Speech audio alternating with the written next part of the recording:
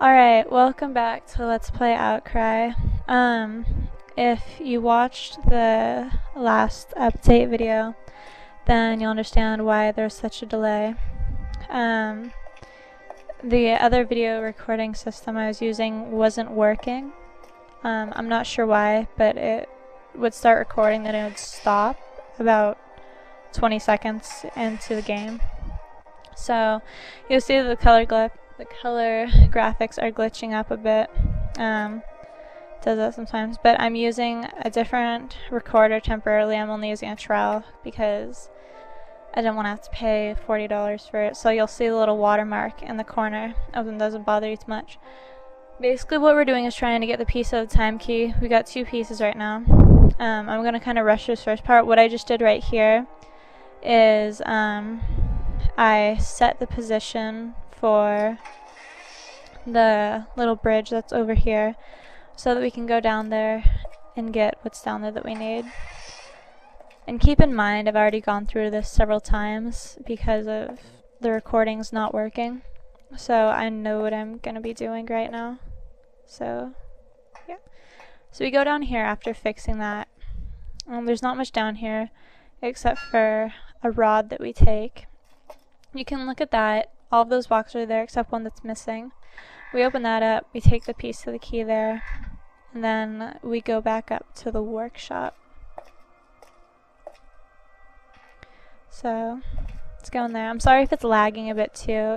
This recorder is a little harder on my computer. So you open that up, use the rod on that, and then where's my mouse? Oh, there's. You use the hammer on the rod to get a bent rod. So now we go back to the laggy room that is now having color problems. Let's mosey on down there.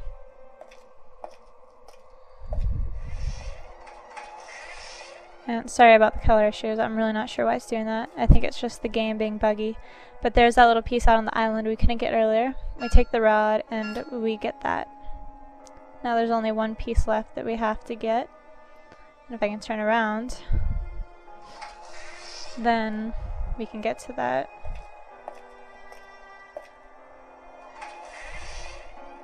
So down here, use the chisel on that, open it up, and you take the last piece.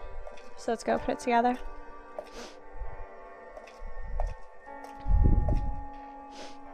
I just got done cleaning my fish's water. My fish, Leet sauce. Yes, 1337 sauce is my fish's name.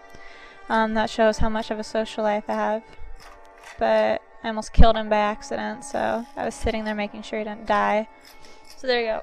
We have the completed time key. And I will show you what we do with that. Let's turn around. This way. We look at this little panel on the wall that I was confused about earlier. Tempest Edax Rerealm, if that's how you pronounce it. It means time, the devourer of all things. So we put the key in there, it turns, and now we're going to go back in time to the past, but we're timed here, and apparently colorblind, so it'd be quite difficult to play Guitar Hero. But basically, while we're in the past, we have a specific amount of time that we can be here, and I can't control when we go back, so you have to do 3 things while you're here. You have to pick up that little power supply. You can look at it's not required, but you can look at this picture. It's kind of weird, a little disturbing. But you pick up that, and then we go on over here. Still going. So lots of walking. In the present time, these wires have been crushed by rocks, so you want to move those into the center there. Go in here, then the last thing you actually have to do is just take that little gear, and then that's all you gotta do. So now we have to wait for it to take us back to present time, which, like I said, I can't control when we go back. So as soon as it's starting right now, if you can hear it, the music starts getting louder and more dramatic, which basically means you're out of time. So it'll take us back in a couple seconds here. Sorry if I sound weird, I think I'm getting sick. And we go back. So we look down on the ground there. The rocks haven't crushed those, so that's good. We go down here, turn this way, look in here, and that thing that was missing, it was in the past, and now it's not missing.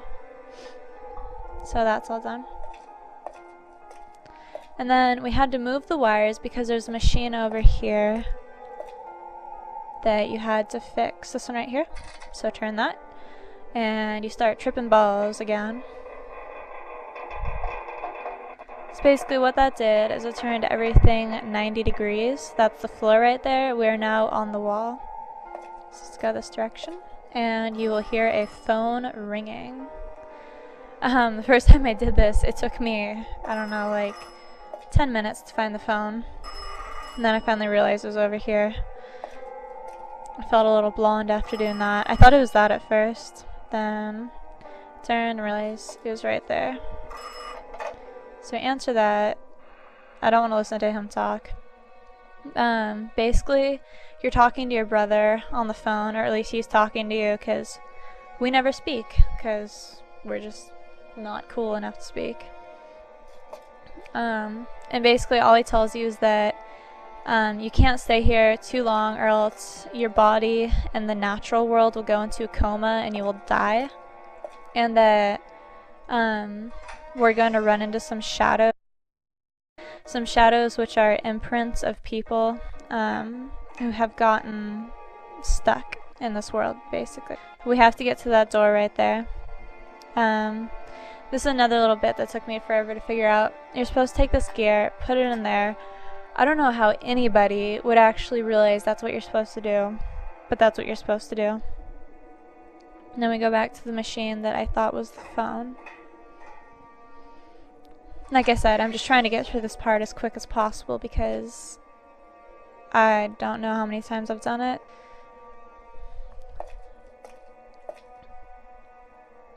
So, come on. Set that to 2, put that in the middle, set that to 3, put that in the middle. 4 and 5 don't matter, and I'll show you why in the other room. Come on. Turn this way. Open that up. So, right there, that's circle number 1. That's circle number 2. If you can see the mouse, it's kind of hard to see. And that in the corner is circle number 3. 4 and 5 are way over there. We don't need to use them to get to the door.